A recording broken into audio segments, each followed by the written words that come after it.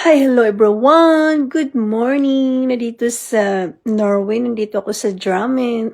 Kakatapos ko lang mag-makeup, tsaka nagkulot din ako sa buhok ko. Pang Saturday vibes, maaga akong magising, naligo, nag-prepare sa sarili ko kasi for today's video, may second birthday party ako. Big birthday party here in Drammen, Norway. Guys, life is too short. Enjoy life to the fullest. Wala lang. Tinitingnan ko lang yung sarili ko. I'm done makeup. Nakakapagod palang mag-makeup. Tapos, nagpakulot pa ko ng buhok. It takes so long.